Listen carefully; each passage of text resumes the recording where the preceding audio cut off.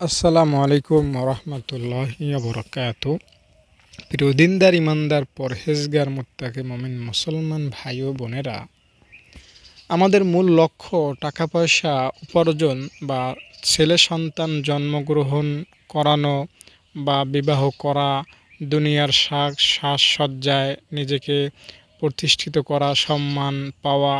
এটা যদি হয় তাহলে আমরা খুবই ক্ষতিগ্রস্ত হব এবং বলা চলে ক্ষতিগ্রস্তের মধ্যেই আছি। তাই এই লক্ষ্য আপনার হওয়া উচিত না। আপনার টার্গেট ফোকাস, আপনার পরিপূর্ণ চিন্তা ভাবনা হওয়া উচিত পরকালকে নিয়ে। আমি পরকালে একা থাকব, সাথী থাকবে না, বন্ধু থাকবে না, স্ত্রী ছেলে মেয়ে কেউ থাকবে না। আমাকে রবের কাছে একা যেতে হবে, একাই আমাকে জবাব দিতে হবে। এই পরকালকে যে গুরুত্ব দিবে, প্রাধান্য দিবে, সে সফল হবে, নাজাত পাবে, মুক্তি পাবে। কোনো সংশয়, কোনো অস্পষ্টতা, কোনো দুর্বলতা নাই। খোদার কসম করে বলা যায়, পরকালকে যে স্মরণে রাখে, পরকালে উঠতে হবে, পরকালে আল্লাহ তাআলার সামনে দাঁড়াতে হবে, আমার প্রতিটা কাজের হিসাব রবের কাছে পুঙ্খানুরূপে দিতে হবে, এই চিন্তা ভাবনা যার অন্তরে সর্বদাই উকি দেয়, সে কখনোই ব্যর্থ হবে না, কখনোই জাহান্নামে যাবে না। এটা গ্যারান্টি দিয়ে বলা যায় ইনশাআল্লাহ। তাই পরকালকে নিয়ে ভাবুন, পরকালকে নিয়ে ভাবুন। আল্লাহ তাআলার সৃষ্টি সম্পর্কে একটু চিন্তা ভাবনা করুন। এই আসমান কত বিশাল, কিন্তু কোনো পিলার নাই, কোনো খুঁটি নাই, কিভাবে দাঁড়িয়ে আছে। গাছের পাতাগুলো কত সুন্দর, জমিন বিছানো, আকাশের উড়ান্ত পাখিগুলো কত সুন্দর করে উড়ে বেড়ায়, সাগরের মাছগুলো কত সুন্দরভাবে সাগরের মধ্যে বসবাস করতেছে। এই চিন্তা যদি আপনি রবের সৃষ্টি নিয়ে করতে পারেন বা পরকালকে নিয়ে করতে পারেন, তাহলে ইবাদত করলে যে সওয়াব হয়, মসজিদে বসে থাকলে যে সওয়াব হয়, জিকির করলে যে সওয়াব হয়, সেই সমপরিমাণ সওয়াব আপনি পাবেন সেটা কিন্তু না। বরং টানা ধারাবাহিকভাবে লাগাতার ৭০ বছরের মতো ইবাদত করলে যে সওয়াব হয়, সেই সমপরিমাণ সওয়াব ইনশাআল্লাহ আপনি পেয়ে যাবেন। জাস্ট এই বিষয়গুলো একটু চিন্তায় আনলে, আল্লাহ তাআলার সৃষ্টি সম্পর্কে একটু চিন্তা করলে, এগুলো আপনার অন্তরে সর্বদা রাখবেন। তাহলে দুনিয়ার যে হতাশা, দুনিয়ার যেই লালসা, দুনিয়ার যে ভয়, দুনিয়ার যে আকাঙ্ক্ষা তামান্না, এগুলো কোনো কিছুই আপনার উপর জয়ী হতে পারবে না, আপনার অন্তরে প্রভাব ফেলতে পারবে না। আপনি পরকালকে নিয়ে সর্বদা ভাবতে পারবেন, থাকতে পারবেন, এবং পরকালে আপনি খুব একটা শান্তিময় জীবন পাবেন ইনশাআল্লাহ। তাই আপনার টার্গেট হওয়া চাই পরকাল, দুনিয়া না। আরেকটা হাদিস আপনাকে শোনাতে চাই। হাদিসের মধ্যে রাসূল সাল্লাল্লাহু আলাইহি সাল্লাম বলেছেন যে দুনিয়াকে যে প্রাধান্য দেয়, দুনিয়াকে যে বেশি ভালোবাসে, সে গুনাহের মধ্যে নিমজ্জিত হয়ে যায়। নবীজের হাদিসের সারমর্ম কথা আপনাকে শোনালাম। তাই দুনিয়াকে যদি আপনি প্রাধান্য দেন, দুনিয়াকে যদি আপনি গুরুত্ব দেন, দুনিয়ার ক্ষমতাকে যদি আপনি অতিমাত্রায় ভালোবাসেন, দুনিয়ার গাড়ি নারী বাড়িকে যদি আপনি অতিমাত্রায় পছন্দ করেন, তাহলে এটা আপনার ধ্বংসের কারণ হবে, জাহান্নামে যাওয়ার কারণ হবে। তাই দুনিয়াকে কখনোই প্রাধান্য দেয়া যাবে না আখিরাতের তুলনায়। আমার নামাজ আমার সব কাজের ঊর্ধ্বে থাকবে, আমার রোজা আমার সব হুকুমের সব কাজের ঊর্ধ্বে থাকবে, আমার পর্দা সব কাজের উপর থাকবে, আমার সত্যবাদিতা সব কাজের উপর থাকবে। সৎ পথে চলার কারণে, সৎ কাজ করার কারণে যদি আমার পরিবার আমাকে প্রত্যাখ্যান করে, কোনো আফসোস করা যাবে না। সমাজবাসী যদি আমাকে ঘৃণা করে, মেনে নিতে হবে। রবের কাছে আপনি প্রিয় হয়ে যেতে পারবেন তাহলে। তাই দুনিয়ার ভালোবাসা অন্তরে রাখবেন না। দুনিয়াকে যে ভালোবাসে, প্রাধান্য দেয়, সে আখেরাতকে হারিয়ে ফেলবে। তাই আখেরাতকে গুরুত্ব দেন। আখেরাতে আপনাকে প্রশ্ন করা হবে 5টা। এই 5 প্রশ্নের জবাব আপনি যদি আখেরাতে না দিতে পারেন, আপনি ছাড় পাবেন না, কোনোভাবেই ছাড় পাবেন না। 1 নাম্বার প্রশ্ন হবে, বান্দা সরাসরি আল্লাহ আপনাকে প্রশ্ন করবেন। এমন না যে হাশরের ময়দানে কোটি কোটি মানুষ, কত হিন্দু, কত খ্রিস্টান, কত বৌদ্ধ, নাসারা, মুসলমান তো আছেই, বিশাল কোটি কোটি মানুষ, এদেরকে আল্লাহ তাআলা এক এক করে প্রশ্ন করবেন। এত সময় কই আল্লাহর? আল্লাহ তাআলা হয়তো কাউকে ফেরেশতার জিম্মায় দিয়ে দেবেন, এক গোষ্ঠীকে ফেরেশতার জিম্মায় দিয়ে দেবেন, ফেরেশতারা তার হিসাব নিবে, এমনটা না ভাই। বরং রব প্রত্যেকটা সিঙ্গেল বান্দাকে ডাকবেন এবং প্রতিটা বান্দাকে, প্রতিটা বান্দিকে আল্লাহ তাআলা জিজ্ঞাসাবাদ করবেন যে বান্দা তুমি এটা কেন করেছিলা, তোমাকে এটা দিয়েছিলাম, তুমি এটা কি ব্যবহার করেছিলা, কোন কাজে ব্যয় করেছিলা। এরকম প্রত্যেকটা বান্দাকে, প্রত্যেকটা বান্দিকে আল্লাহ তাআলা জিজ্ঞাসাবাদ করবেন। তো আপনাকে অবশ্যই মনে রাখতে হবে, রবের কাছে যেতেই হবে, রবের সামনে আপনাকে যেতেই হবে এবং রবের 5 প্রশ্নের জবাব দিতেই হবে। কোন সেই 5 প্রশ্ন? 1 নাম্বার প্রশ্ন হবে, বান্দা আমি যে তোমাকে জীবন দিয়েছিলাম, লম্বা একটা হায়াত দিয়েছিলাম, 50, 60, 70 বছরের জীবন দিয়েছিলাম, এই হায়াতটা তুমি কোন কাজে ব্যয় করেছো, বিলীন করেছো, আমার কাছে জবাব দাও। এই প্রশ্নের জবাব আপনাকে আল্লাহ তাআলার কাছে দিতে হবে। দ্বিতীয় প্রশ্ন হবে, বান্দা আমি যে তোমাকে যৌবনকাল দান করেছিলাম, সেই যৌবনকাল তুমি কোন কাজে ব্যয় করেছো, আমার হুকুম কি তুমি যৌবনকালে মেনেছিলে, করেছিলে, নাকি শয়তানের পথে চলেছিলা? আল্লাহ তাআলার 3 নাম্বার প্রশ্ন হবে, বান্দা আমি যে টাকা পয়সাগুলো তোমাকে দিয়েছিলাম, সেইগুলো তুমি কোন পথে ব্যয় করেছো, আমার কাছে জবাব দাও। চতুর্থ নাম্বার প্রশ্ন হবে, বান্দা তুমি দুনিয়াতে যত টাকা পয়সা উপার্জন করেছিলা, তা কোন পথে, কোন পদ্ধতিতে উপার্জন করেছিলা, তা কি হালাল পথে না হারাম পথে, আমাকে জবাব দাও। এবং 5 নাম্বার প্রশ্ন হবে, বান্দা তুমি তো দুনিয়ায় ইসলাম সম্পর্কে জেনেছিলে, তো ইসলাম সম্পর্কে কতটুকু জেনেছিলে আর কতটুকুই বা মেনেছিলে, আমাকে জবাব দাও। এই 5 প্রশ্নের জবাব কিয়ামতের ময়দানে আপনি যদি রবের সামনে দাঁড়িয়ে না দিতে পারেন, জাহান্নামে যাওয়া ছাড়া কোনো গতি থাকবে না। তো এই 5 প্রশ্নের ভয় যদি অন্তরে থাকে, এমনিতেই দুনিয়ার মায়া মহব্বত চলে যাবে, দুনিয়ার এই জিনিসগুলো আমাদের মুখ্য উদ্দেশ্য হবে না। টাকা পয়সা উপার্জন করা, নারী গাড়ি পাওয়া, সম্মান পাওয়া, সম্পত্তি পাওয়া, এগুলো আমাদের প্রধান টার্গেট থাকবে না। আমাদের টার্গেটই হবে পরকাল, হাসর নাসর, জান্নাত, এগুলোই হবে আমাদের মূল লক্ষ্য। কখন? যখন আমরা এই 5 প্রশ্নের কথা মনে করব যে আমাকে তো রবের কাছে দাঁড়াতে হবে, রবের কাছে দাঁড়িয়ে প্রশ্নের সম্মুখীন হতে হবে, তো আমি কিভাবে জবাব দিব? যদি জবাব দিতে নাই পারি, তাহলে তো আমাকে জাহান্নামে যেতে হবে। এই কথাগুলো মনে রাখবেন। পরকালের চিত্রটা আপনার সামনে একটু ফুটিয়ে তুলতে চাই। হাশরের ময়দানটা খুবই ভয়ঙ্কর হবে, খুবই ভয়ঙ্কর হবে। মাথার 1 হাত উপরে সূর্যটা চলে আসবে, 1 হাত ওরকম, এই 1 হাত উপরে সূর্যটা থাকবে। সূর্য তার সমস্ত মুখগুলো মানুষের উপরে ছেড়ে দেবে, মানুষের মাথার মগজগুলো টকবক করতে থাকবে, মগজগুলো একদম ভাতের মারের মতো উতলাতে থাকবে। এইভাবে হাশরের ময়দানে দাঁড়ানো কোটি কোটি মানুষ আযাব ভোগ করতে থাকবে। সেখানে হয়তো আমিও থাকতে পারি, হয়তো আপনিও থাকতে পারেন, কিন্তু আমরা যদি এখন থেকেই মাপ চাই, তওবা করি, সৎ পথে চলতে চেষ্টা করি, তাহলে সূর্য তার সমস্ত আযাব, সমস্ত তাপ দিলেও আমাদের কিছু হবে না। কারণ আমাদেরকে রব সূর্যের আলো থেকে দূরে একটা স্থানে, নিরাপদ জায়গায়, যেটাকে বলা হয় আরশের ছায়া, সেই জায়গায় আপনাকে আমাকে রাখবেন। তাই আপনাকে আমাকে এখন থেকে ওই আরশের তলে যাতে ছায়া পাই, সেজন্য চেষ্টা করতে হবে।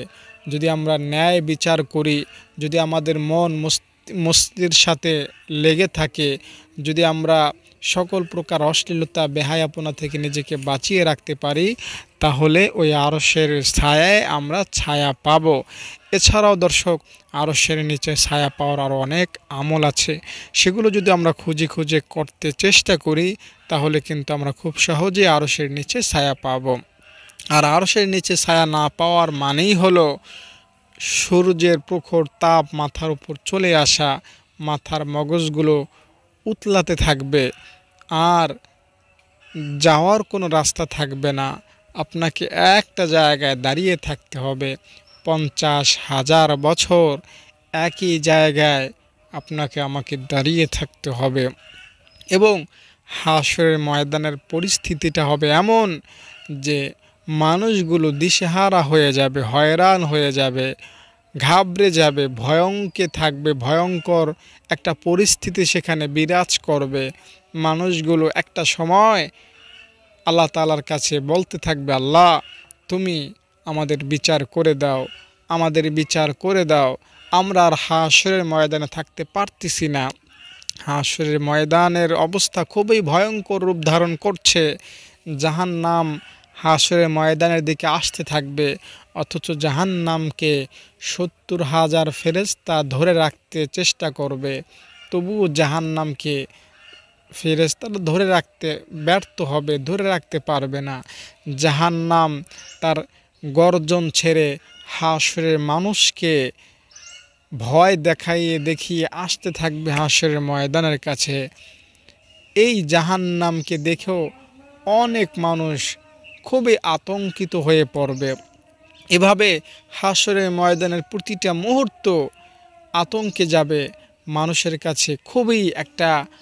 খুবই একটা খারাপ বা খুবই একটা আযাবের সেখানে একটা বিশাল কর্মযজ্ঞ ঘটবে। তো হাশরের ময়দানের প্রতিটা মানুষ আল্লাহ তাআলাকে বলতে শুরু করবে, আল্লাহ তুমি বিচার করে দাও, আল্লাহ হাশরের ময়দানে আর থাকতে পারতেছি না, আল্লাহ বিচার করে দাও। প্রতিটা মানুষের মুখে একই স্লোগান, আল্লাহ বিচার করে দাও। এভাবে প্রত্যেকটা মানুষ বিচার চাইবে রবের কাছে। রব তাদের ডাক শুনবেন না, তারা ভায়া ধরবে পয়গম্বর আদম আলাইহিস সালামকে। তাকে গিয়ে বলবে, আপনি তো আমাদের আদি পিতা, আপনি আল্লাহ তাআলাকে বলে দেন যাতে আল্লাহ আমাদের বিচার করে দেন। আদম আলাইহিস সালাম বলবেন, আমি এই কাজে অক্ষম, আমি পারবো না। লোকেরা নূহ নবীর কাছে যাবে, নূহ নবীও বলবে, আমি এই কাজে ব্যর্থ হব, আমি পারবো না। লোকেরা এরপরে ইব্রাহিম নবীর কাছে যাবে, ইব্রাহিম নবীও বলবে, আমি এই কাজে সক্ষম হব না।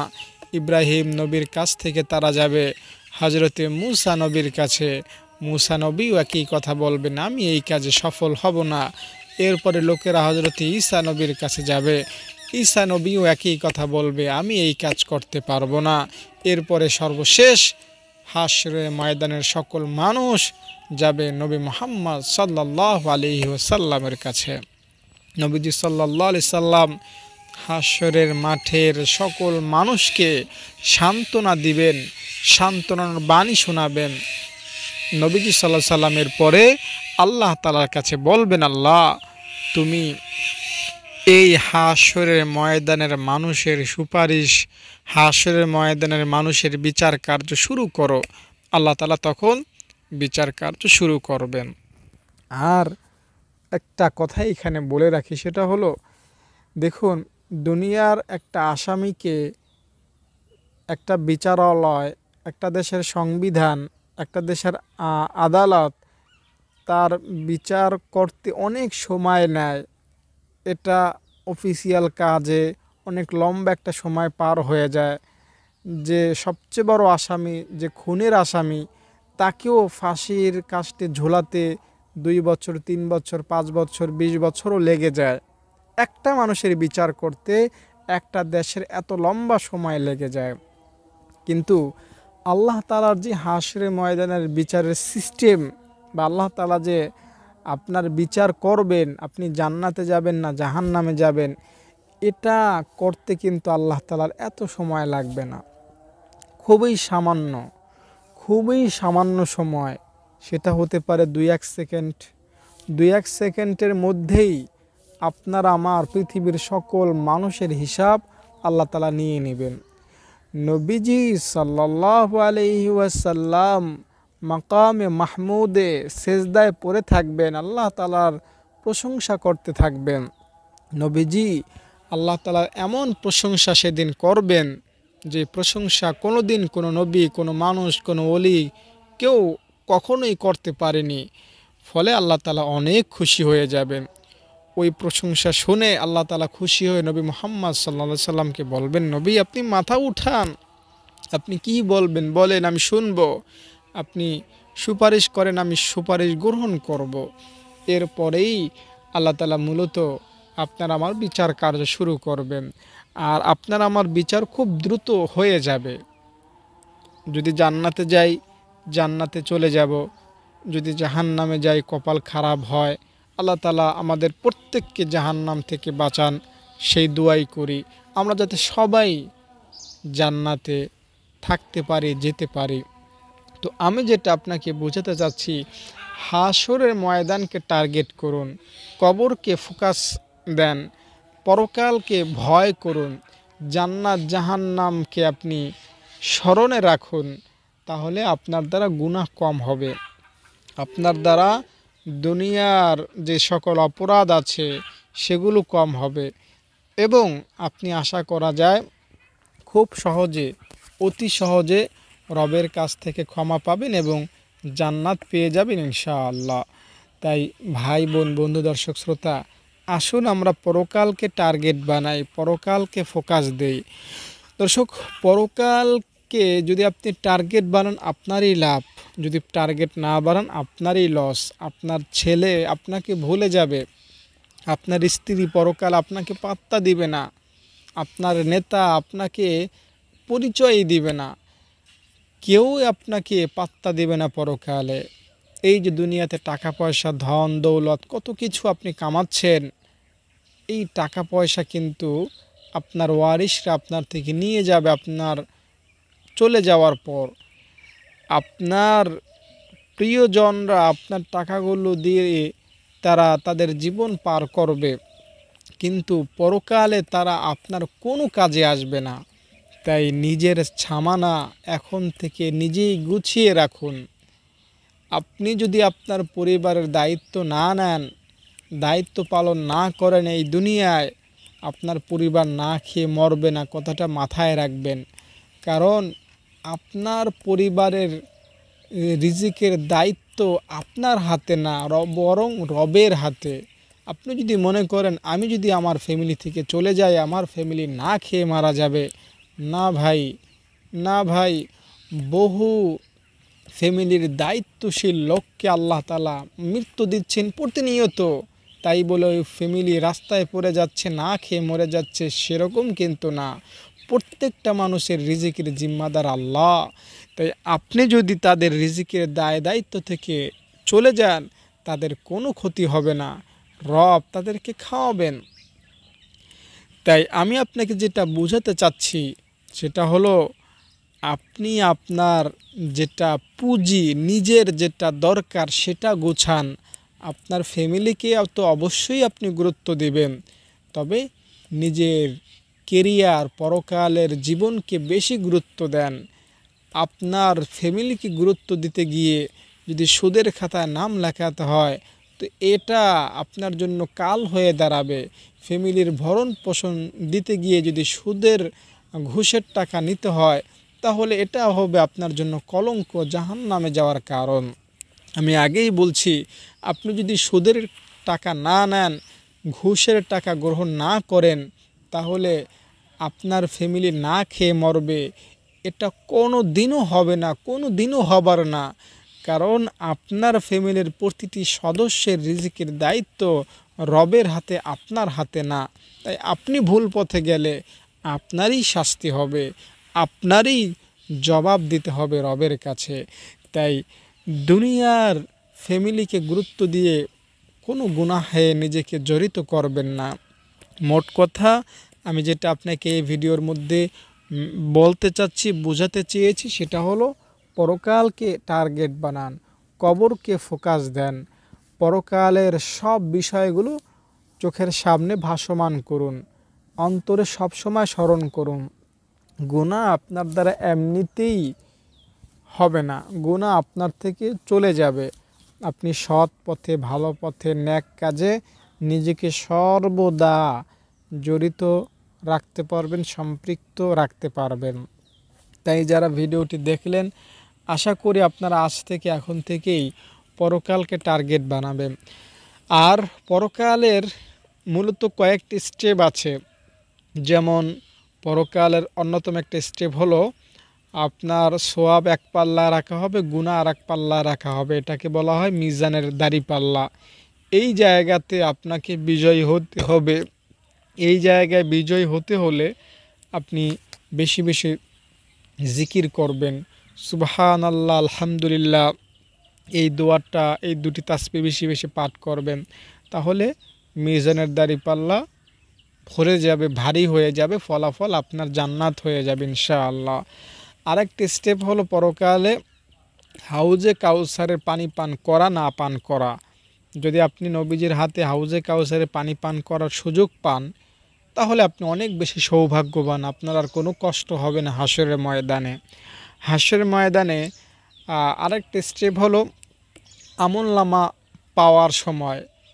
আপনি যেই আমলগুলো করতেছেন দুনিয়ায় বা গুনাহগুলো করতেছেন, এটা আপনার হাতে ফেরেশতারা দিবে। তো এটা যখন দিবে, যদি আপনার নেক কাজ বেশি হয় তাহলে সরাসরি এমনি স্বাভাবিকভাবে আপনার হাতে দিয়ে দেওয়া হবে। আর আপনার গুনাহ যদি বেশি হয় তাহলে স্বাভাবিকভাবে দেওয়া হবে না, বরং এই হাতকে এইখান দিয়ে ঢুকানো হবে, পিঠ দিয়ে বের করা হবে, এরপরে পেছন দিক থেকে আপনার হাতটা যখন পেছনে চলে গেল এইভাবে, তো এইভাবে এই জায়গায় আপনার আমলনামা দেওয়া হবে। এরপরে আপনার হাত পিছনে, গুনাহগার লোকটার হাত পিছনে, আমলনামাটাও পিছনে। এখন গুনাহগার লোকটা দেখবে কিভাবে? তার চেহারা তো সামনে। তো দেখার জন্য ফেরেশতারা ঘাড় ভেঙে দিয়ে পেছনের দিকে নিয়ে যাবে। এরপরে তাকে বলা হবে, ইকরা কিতাবাক, তুই তোর আমলনামা দেখ, কতটা গুনাহ তুই করেছিলি সেটা তুই নিজেই পড়ে দেখ। তো এভাবে এই পরিস্থিতির সম্মুখীন প্রতিটা বান্দিকে হতে হবে। যদি আমলনামা ডান হাতে আসে তো সৌভাগ্যবান, জান্নাত নিশ্চিত। আমলনামা যদি পেছনের দিক থেকে আসে তো এটা হবে কপাল পোড়ার লক্ষণ। হাসরের ময়দানের চতুর্থ নাম্বার আরেকটা ভয়ঙ্কর স্টেপ হলো জান্নাতে পৌঁছানোর সময়। জান্নাতটা হলো একটা ব্রিজের পরে জাহান্নামের উপরে একটা সেতু বা ব্রিজ, বা যেটাকে ইসলামী ভাষায় পুল সিরাতের পোল বলা হয়। এই পুল সিরাতের পোল 30,000 বছরের রাস্তার সমান। এত বড়, পৃথিবীর চেয়েও বড়, এত বড় ব্রিজ মনে করেন। 30,000 বছরের রাস্তার সম পরিমাণ। এই জমিন থেকে আসমান 500 বছরের রাস্তা। তাহলে মনে করেন 7 আসমান 5 7 35, এই জমিন থেকে 7 আসমান, সপ্তম আসমান পর্যন্ত যত দূরত্ব, এত দূরত্ব বা এত বড় হলো হাসরের ময়দানের ব্রিজ, মানে পুল সিরাতের পোলটা। ওইটা পদ্মা ব্রিজের মতো এত বিশাল না যে আপনি হেঁটে হেঁটে একদিন চলে গেলেন, বরং ওইটা একটা চুলের চাইতেও চিকন হবে। ওইটার উপর দিয়ে আপনাকে হেঁটে হেঁটে জান্নাতে যেতে হবে। এই কাজটা প্রত্যেকটা বান্দার জন্য খুবই কঠিন হবে। যার সওয়াব যত বেশি হবে তার ওই ব্রিজটা পার হওয়ার গতি তত ভালো হবে, ভালো একটা পজিশনে সে জান্নাতে ঢুকে যেতে পারবে। তাই এই জায়গাটাতেও কেউ কারো পরিচয় দিবে না। নিজের নাফসি নিজেকে করতে হবে, নিজের চিন্তা নিজেকে করতে হবে। এই বিষয়গুলো যখন আপনার মূল টার্গেটে থাকবে, বিশ্বাস করেন শয়তান আপনাকে কখনোই কোনো গুনাহে জড়িত করতে পারবে না। তাই আশা করি আমি যেই কথাগুলো আপনাকে বললাম, কথাগুলোর উপর আপনি আমল করবেন এবং মনে রাখার চেষ্টা করবেন।